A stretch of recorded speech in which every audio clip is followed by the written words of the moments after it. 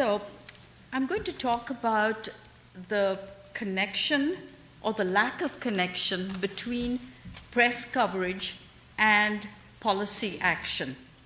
And that's the reason I have a question mark over there. We frequently think of government as policymakers and the press as watchdogs in democratic regimes. So let's look at the evidence for that. Most of the research addresses, I've spent 33 years of my life as a university professor, and then before that I worked for 6 years in government in villages in India designing instructional TV programs, and then 2 years before that as an advertising writer. And I've shrunk over the years.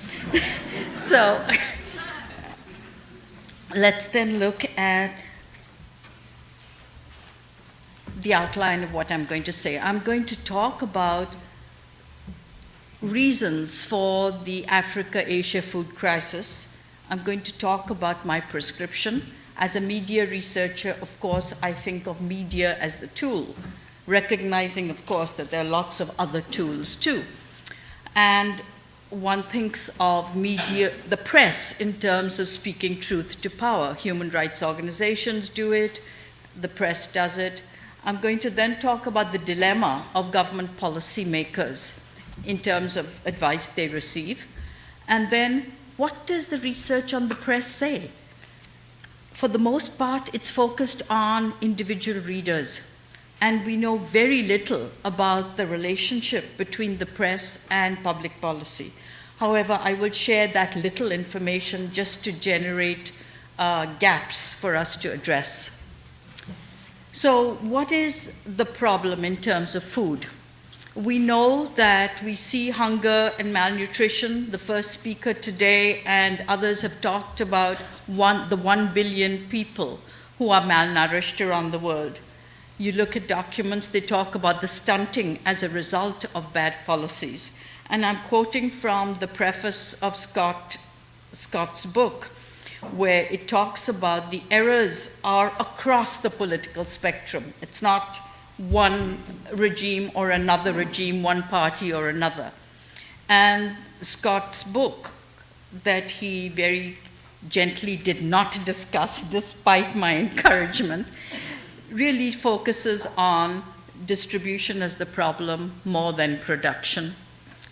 And then what are the causes for this? So I'm looking at other research. I'm not an agricultural researcher. I study agricultural media as one of the areas I look at. And some of the causes that have been mentioned are the failure to agree on fair trade policies, the World Trade Organization decision-making that has been rigged against poor countries. And basically, the bottom line is no political will to support a food systems approach based on food security, environment, and human welfare. So we can quibble about the problem. That's not my area of expertise. I'm quoting from published research. So what I want to do is address the political elites who make decisions. Most of our communication research addresses the consumers, the public, and I want to focus on policymakers today.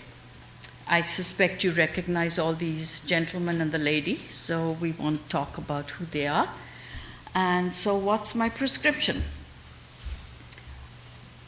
I would recommend information directed at policymakers that is strategically coordinated. So somebody talked about strategic communication earlier today.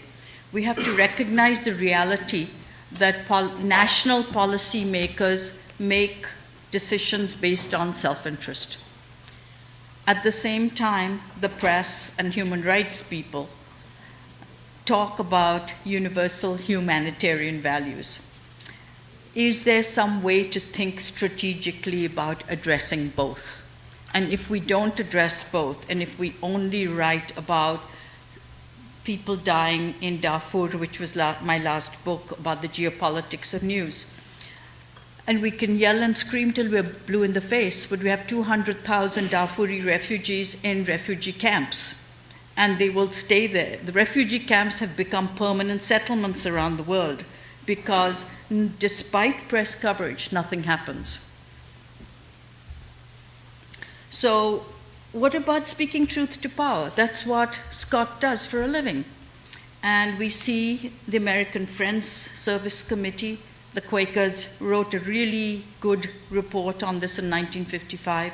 We have the R.F. Kennedy Center for Justice and Human Rights that says they design curricula to teach high school kids about speaking the truth to power. We have humanitarian organizations who make presentations to editorial boards. They write op-ed columns. We have the recent incident in the Wall Street Journal of the climate change scientists. One set of them made one set of op-ed columns, another set counteracted it, and that's what op-ed columns are for. That's where policymakers can debate these issues. We have the Washington Post that opens up its op-ed columns. And since I studied Darfur and Sudan, I studied exactly what those op-ed columns carried. And there were op-ed columns by Human Rights Watch, International Crisis Group, US senators and congresspeople, and that's where policymakers have an opportunity to say their piece directly without having to lobby a reporter. We then find the op-ed columns are also full of presidents and prime ministers of foreign governments making their pitches because the UN meets in New York. In addition, Washington still calls the shots, and Congress makes decisions, and you will have self-interested presidents and prime ministers and lobbying groups from other countries using those op-ed columns to influence votes. Then you have concerned citizens who these days can blog. They don't have to compete for space in the op-ed columns. So social media and blogs. So all of this comes into influencing policymakers. Now, I'm focusing on the food crisis around the world, and I'm asking, does news matter? I'm addressing the foreign policymaker's dilemma. On the one hand, we make moral arguments, and on the other hand, they are trapped by their electoral commitments and national interests. So given this, the policymaker's dilemma and the fact that we are lobbying them with all kinds of information, what do we know about this sort of situation? I know that UN field commanders frequently report that they get more UN headquarters support when the press in the US and UK cover their crisis. So Mukesh Kapila was a medical doctor who was the UN's highest official in Sudan, in the capital of Sudan, when the tragedy took place. And he had all these refugees streaming into his office complaining about it. He could not get UN headquarters to respond. Women and children were being killed, massacred, raped, men were being killed. And he just kept sending cable after cable to New York saying, I need help. This is worse than Rwanda. And nothing happened. So Mukesh Kapila went to the BBC and told them what happened. And Mukesh Kapila lost his job. The UN didn't respond. And the reason the UN didn't respond when the genocide was taking place was because China vetoed it. Recently, we know that in Syria, China and Russia have vetoed intervention or anything in Syria. So the complexities of making decisions are what I'm trying to point out. So what do we know from social research on the media? We know a lot about informing, persuading, manipulating advertisers. We've got an advertising industry that a lot of us research, but there's very little known on the press influence on policymakers. We assume that in democracies that media exposed citizens will pressure their elected representatives.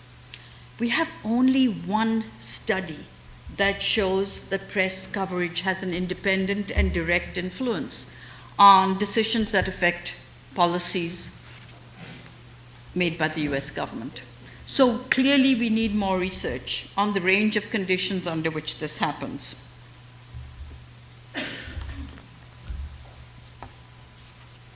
Also, we know that while US and UK reporters claim they are objective, and that's the mythology and the ideology, for the most part, our press uses government sources predominantly. And so while we talk about objectivity and balance, and the fact that our press is not owned by government in the US, the fact is that our reporters, for a variety of reasons like access, celebrities, legitimacy, use government sources for the most part. Now, again, what do we know about policymakers? We know that they attend to news, but we know much less about what kinds of actions they take. So, yes, the research shows and the anecdotes show that policymakers spend an hour, 2 hours a day tracking the press. But whether they act or not is much more complicated.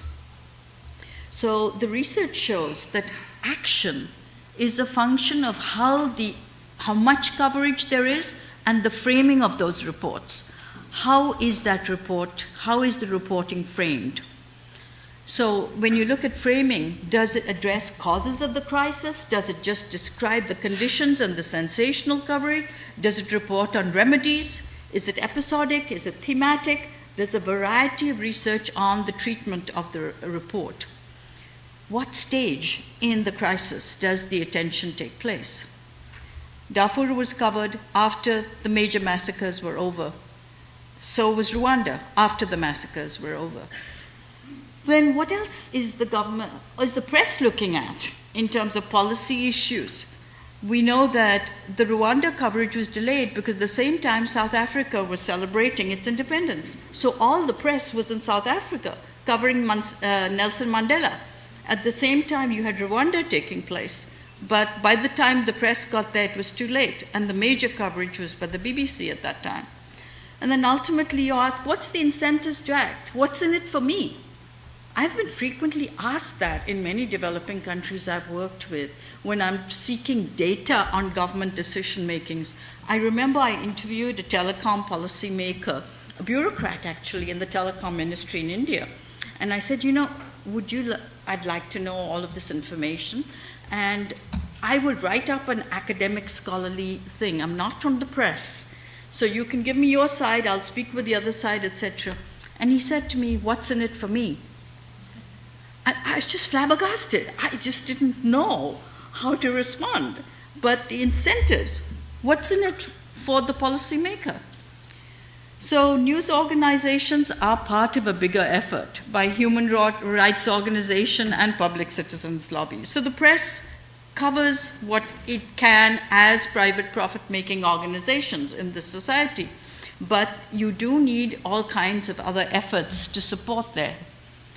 So in terms of action research that land-grant universities like the University of Illinois should address, you need to look at the design of strategic information that's directed at agriculture and food policymakers that coordinates both the self-interest and humanitarian appeals.